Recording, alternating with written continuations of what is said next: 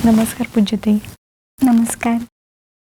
पूज्यते, आपका जब सनातन संस्था से संपर्क आया तो आपने साधना को प्रारंभ किया, तब आपकी आयु क्या थी? तो मैं तब 9 साल की थी, चौथी कक्षा में मैं पढ़ती थी।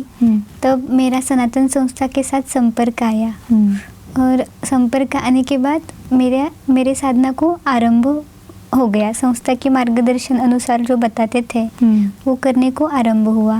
लेकिन ये संपर्क कैसे आया आपका सनातन संस्था से? तो ये हमारे सामने वाले बिल्डिंग में ना एक साधिका रहती है, तो वो सनातन संस्था द्वारा जो सत्संग लेते थे तो उस सत्संग में जाती थी। तो कैसे था कि मेरी माँ है तो उसका घर का सब कुछ काम करके, हमारी पढ़ाई लेके, मेरे और मेरे भाई की पढ़ाई लेके उसके पास ना समय बचता था। तो उसका समय से बीतता नहीं था। तो फिर एक बार उस काकू ने बताया कि सनातन संस्था द्वारा ऐसा ऐसा सत्संग लिया जाता है, तो आप आओ। तब मेरी माँ सत्संग को गई पहले दिन। तो ऐसे ही गई, उसे तो कुछ रुचि भी नहीं थी। मेरी माँ तो हम कह सकते कि वो नास्तिक थी। वो उसको देव पूजा पसंद नहीं थी, उसको कुछ ईश्वर पे विश्वास नहीं था। ईश्वर रहता है इसके बारे में वो कुछ मानती नहीं थी।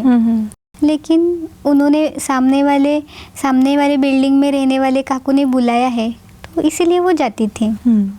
तो ऐसे एक सत्संग गई, फिर अगले सप्ताह के दूसरे सत्संग में गई। ऐसे ना वो 2-3 सत्संग गई। फिर जाने के बाद उसे कुछ तो अच्छा लगा। तो फिर कुछ ऐसे दिन हो गए उसको सत्संग में जाने के बाद। तो वहाँ पे ऐसे बताया कि जैसे बड़ों के लिए सत्संग रहता है तो वैसे ही छोटे बच्चों के लिए बाल संस्कार वर्ग भी है। तो वो रविवार के दिन रहता है, तो आप आपके बच्चों को बाल संस्कार वर्ग भेज सकते हो। तो फिर माँ ने मुझे वहाँ पे बाल संस्कार वर्ग के लिए भेजने को शुरुआत की और फिर बाल संस्कार वर्ग से मेरे साधना का आरंभ हुआ।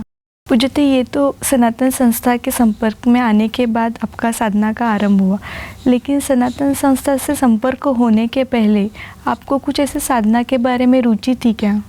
संस्था से संपर्क आने के पूर्व जब मैं छोटी थी तब मैं जो खेल खेलती थी तो उसमें ऐसे कौन से तो देवता का खेल ऐसे रहता था। जब मैं छोटी थी ना तब मैं और मेरी सहेलियाँ ऐसे हम खेलते थे, तो उसमें पत्थर की शिवपिंड बनाते थे और फिर उसके ऊपर पानी डालते थे।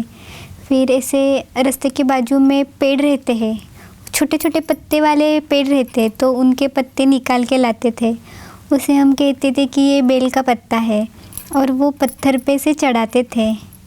और फिर एक ऐसे बड़ा पेड़ का पत्ता लेते थे, उसमें थोड़ी मिट्टी डालते थे, तो मिट्टी यानी प्रसाद। तो ऐसे पन्ना फिर वो ऐसे उस पत्थर की शिवपिंड के आगे से रखते थे और ऐसे पूजा करते थे। वहाँ पे ओम नमः शिवाय का जप करते थे। इस तरीके से हम खेलते थे। यानी बचपन से ही आपको भगवान के बारे में भाव था और आपके खेल भी कैसे सात्विक तभी थे। तो इससे सीखने को मिलता है कि ये जो साधना का प्रवास है तो वो आपका जन्म से ही शुरू था। एक बार मेरे माँ ने मुझे प्रसंग बताया था।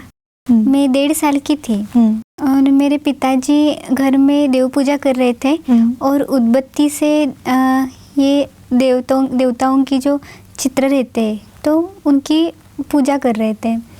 तब मुझे ऐसे लगता था कि मैंने खुद ने देव पूजा करनी चाहिए। पिताजी जो कर रहे हैं वो मैंने करना चाहिए। तो मैंने वो उद्बत्ती ली थी और मैंने इसे हट ही किया था कि मैं ही ये पूजा करूँगी। तो मैंने इसे रोक के हट से वो जलती हुई उद्बत्ती ले ली और मैं ऐसे देवताओं के चित्र को ऐसे उद्बत्ती घुमा रही थी। तब वो उद्बत्ती का जो गरम ऐसा जो भाग है तो मेरे यहाँ पे इस उंगली पे गिरा था और मुझे रोना भी आया था।